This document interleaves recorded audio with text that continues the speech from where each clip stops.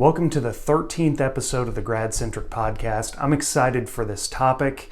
We're going to talk about internal discounting. Now, you may not know what that term means, but it's extremely important when it comes to building a school list and planning and preparing for the upcoming cost of college education. And in particular, I've titled this, Don't Pay Sticker Price, especially at a private school. And private schools in particular are one of the main sections of higher education that we're talking about today. So you have two types of colleges. You have private schools and you have state schools. And when we look at state schools, you really have to think about in-state tuition versus out-of-state tuition. There can be a huge cost differential there. But private schools are an interesting category of higher education. Why so? Because they have to compete with state schools, which in general, if you're going to an in-state school, is going to be a cheaper school, right? States are meant to serve their citizens and their residents, and so they make their in-state schools cheaper for residents of that state. Makes sense, right? Out of state, not so much, although now there are many programs that allow, especially for regional schools that have a regional reach, to allow other states to come in at an in-state cost. And also, if you have a student that maybe has great academics, sometimes that will qualify them for a scholarship that will make it in-state, an in-state price. But private schools, since they have to compete with these other schools, a lot of times will discount their tuition rate. And it'll shock you sometimes. You'll go to a private school's website, you'll look on their website and it says, we charge $50,000 a year, $60,000 a year, $70,000, $80,000. Huge numbers. But what happens generally, and actually we have research on this that we can point to, across the board, most private schools are discounting that sticker price that they're putting out to the public. They're discounting that about 50%. Well, why? They discount it 50% because they have to compete with these other schools, and they wouldn't be competitive with all the institutions of higher education in the United States if they didn't give some type of discount.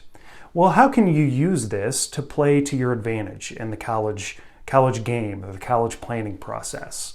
Well, part of this is building a great school list, and that's maybe where you would want to hire or engage a college consultant like GradMetrics. We specialize in building school lists that are diversified, that play on this idea of a tuition discount. And it can really mean a lot. Now, I want to show you an example here, and this is all on my website at gradmetrics.com, but I recently went to the net price calculators of 3 separate schools.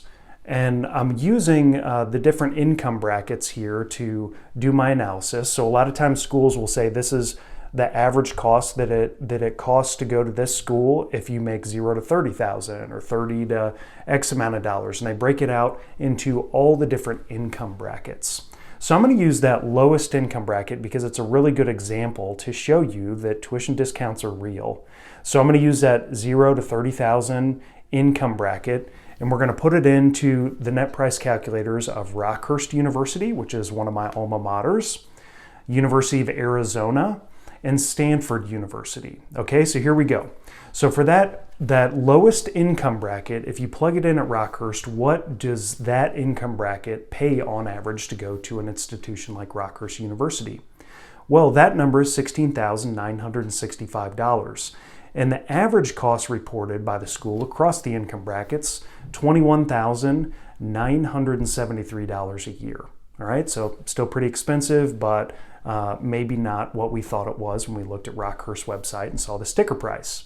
Then we go to University of Arizona. Their average for this income bracket, $10,234 a year.